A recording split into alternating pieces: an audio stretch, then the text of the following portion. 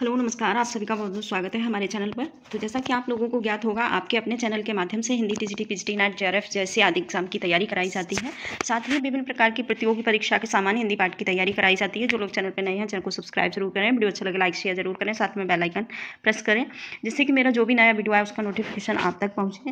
तो चलिए, हम आज हिंदी साहित्य का प्रैक्टिस सेट सॉल्व कर रहे थे, जिसमें हमारे 500 प्रश्नों की प्रश्नोत्तरी श्रृंखला चल रही है। उससे ही रिलेटेड 55 प्रश्न हो चुके हैं हमारे इसमें, और उससे नेक्स्ट प्रश्नों को हम आज सॉल्व करेंगे। सभी से रिक्वेस्ट है, वीडियो को लास्ट तक जरूर देखिए। वीडियो अच्छा लगे तो एक लाइक जरूर करके जाइएगा और वीडियो को लास्ट तक देखिए। तो चलिए देखते हैं, पहला प्रश्न है हमारा।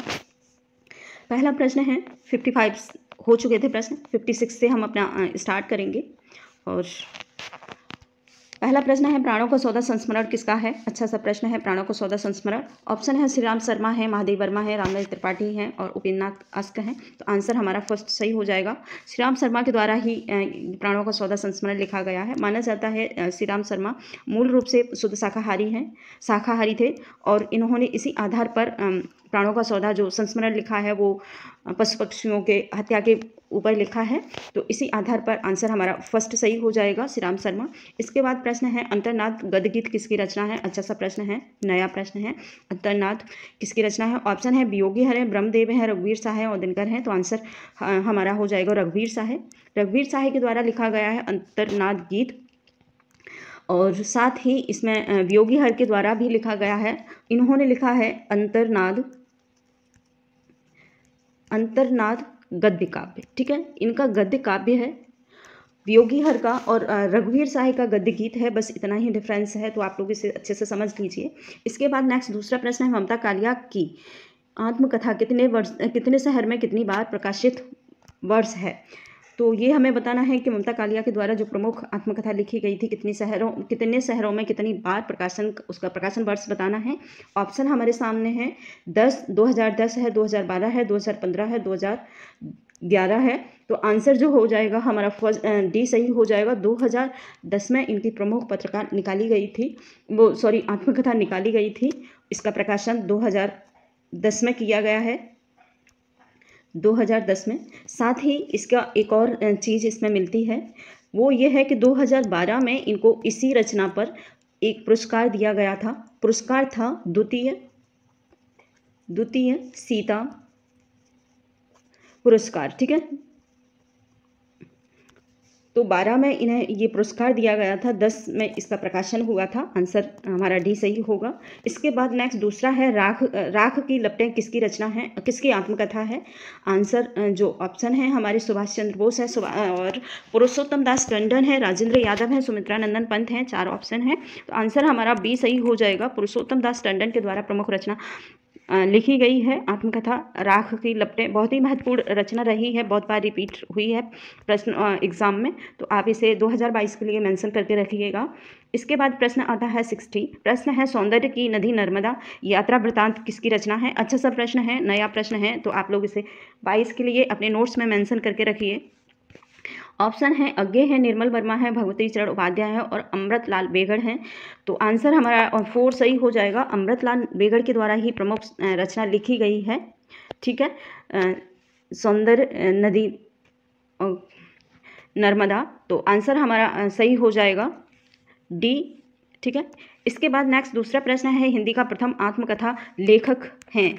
अच्छा सा प्रश्न है, ऐतिहासिक प्रश्न है, तो हमें जो आत्मकथा लेखन का ऐतिहासिक जो साहित्य है उसे समझना पड़ेगा, उसे पढ़ना पड़ेगा।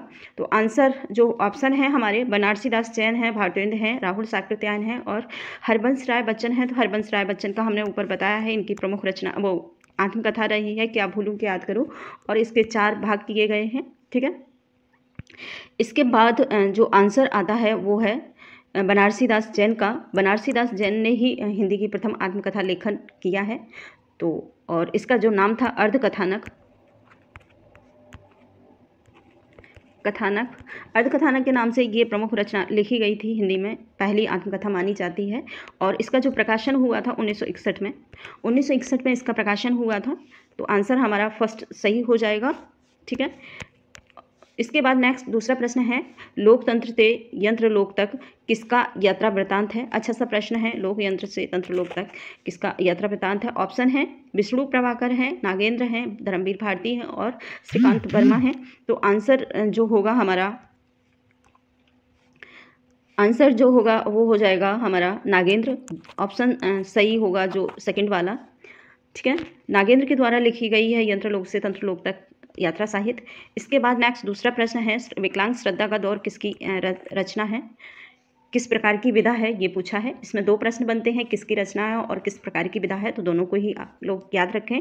ऑप्शन है आत्मकथा है, रिपोतर्जा है, व्यंग है और डायरी है। तो आंसर इसका हो जाएगा, यह है एक व्यंगात्मक रचना है और ये हरिशंकर परसाई के द्वारा लिखित है। हरिशंकर परसाई अपने आप में एक व्यंगात्मक रचना गद्य साहित्य के रूप में बहुत ही प्रख्यात कवि रहे हैं और बहुत इन्होंने व्यंग्यात्मक रचनाएं लिखी हैं। तो आंसर हमारा थर्ड सही हो जाएगा। इसके बाद नेक्स्ट दूसरा प्रश्न है, भोला राम का जीव किसकी विधा है, किस विधा की रचना है, ये भी उसी प्रकार का प्रश्न है। निबंध है और रेखा चित्र है, संस्मरण है और व्यंग है। तो आंसर जो होगा इसका व्यंग हो जाएगा। यह एक व्यंग रचना है और हरिशंकर परसाई के द्वारा है, शंकर परसाई के द्वारा लिखित है ये प्रमुख रचना। इसके बाद नेक्स्ट प्रश्न आता है 65, सूरज की अंतिम किरण से सूरज की पहली किरण तक किसकी रचना है। अच्छा सा प्रश्न है, किसकी रचना है ये हमें बताना है। ऑप्शन है मोहन राकेश हैं, मसानी मधुकर हैं और विपिन अग्रवाल हैं, सुरेंद्र वर्मा हैं। तो आंसर जो होगा हमारा 4 सही हो जाएगा। सूरज की अंतिम किरण से सूरज की पहली किरण तक सुरेंद्र वर्मा की प्रमुख रचना रही है। तो आंसर हमारा 4 सही है।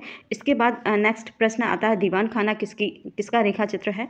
अच्छा सा प्रश्न है, दीवान खाना किसका रेखा चित्र है ये बताना है। ऑप्शन है कमलेश्वर हैं, पद्मा सचदेव हैं और दिनकर हैं और श्री राम शर्मा हैं। 4 ऑप्शन हैं। तो आंसर जो होगा और सेकंड सही हो जाएगा, पद्मा सचदेव के द्वारा ही प्रमुख रेखा चित्र लिखा हुआ है दीवान खाना। तो आंसर हमारा सेकंड सही हो जाएगा। इसके बाद प्रश्न आता है 67 है। प्रश्न है, साहित्य लोचन कृति के रचनाकार कौन है। अच्छा सा प्रश्न है, ये बहुत ही महत्वपूर्ण इंपॉर्टेंट प्रश्न है। आप 2022 के लिए इसे अपने नोट्स में मेंशन करके रखें। ऑप्शन है बाबू जगन्नाथ दास रत्नाकर हैं और दूसरा है रामचंद्र शुक्ल हैं, श्याम सुंदर दास हैं, नागेंद्र हैं। 4 ऑप्शन हैं। तो इसका जो आंसर होगा वो हो जाएगा श्याम सुंदर दास, ठीक है। आंसर हो जाएगा थर्ड सही। बाबू श्याम सुंदर दास के द्वारा ही लिखित आलोचनात्मक रचना है।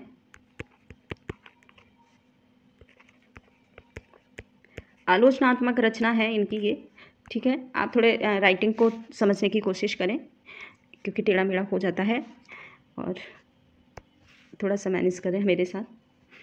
इसके बाद प्रश्न आता है, प्रेम प्याला जिन पिया संस्मरण की लेखिका हैं। अच्छा सा प्रश्न है। संस्मरण लेखिकाएं अपना एक बहुत महत्वपूर्ण स्थान रखती हैं हिंदी साहित्य जगत में, तो इनको हम इग्नोर नहीं कर सकते हैं। तो आंसर ऑप्शन है पद्मा सचदेव हैं, पुष्पा भारती हैं, शिवानी हैं और प्रभा खेतान हैं। तो आंसर जो होगा इनका पुष्पा भारती आंसर हो जाएगा। पुष्पा भारती के द्वारा ही प्रमुख संस्मरण लिखा गया है, प्रेम प्याला जिन पिया, ठीक है। इसके बाद प्रश्न है, समस्या पूर्ति प्रदीप किसकी रचना है। अच्छा सा प्रश्न है, समस्या पूर्ति प्रदीप किसकी रचना है। प्रश्न नंबर 69 है। ऑप्शन है अंबिका दत्त व्यास है, गोविंद बल्लभ गिल्ला भाई हैं और प्रताप नारायण मिश्र हैं, ध्वज गंग हैं। 4 ऑप्शन हैं। तो आंसर जो होगा वो हो जाएगा बी सही। गोविंद गिल्ला भाई के द्वारा ही प्रमुख संस्मरण लिखा गया है, समस्या प्रदीप, ठीक है। और ये भी पता चल गया कि ये संस्मरण है किस प्रकार की विधा है। इसके बाद प्रश्न आता है 70, कस्तूरी कुंडल बसे किसकी विधा रही है, किस विधा की रचना है। जीवनी है, आत्मकथा, रेखा चित्र या फिर डायरी है। प्रश्न नंबर 70 आंसर जो होगा इसका हो जाएगा एक आत्मकथा, कस्तूरी कुंडल बसे, और ये मैत्री पुष्पा के द्वारा लिखित है। मैत्री पुष्पा के द्वारा लिखित प्रमुख आत्मकथा है कस्तूरी कुंडल बसे। इसके बाद प्रश्न बनता है 71, मुक्तबोध की आत्मकथा के लेखक हैं। अच्छा सा प्रश्न है, किस कथा के लेखक हैं। विष्णुचंद्र शर्मा है, रामदरस है, रामलाल शर्मा है या फिर तुलसीराम शर्मा है। तो आंसर जो हो जाएगा थर्ड सही हो जाएगा, रामलाल शर्मा के द्वारा ही प्रमुख रचना लिखी गई है, ठीक है। सॉरी, विष्णुचंद्र शर्मा के द्वारा ये प्रमुख रचना है। रामलास नहीं है, ठीक है, विष्णु चंद्र शर्मा के द्वारा है।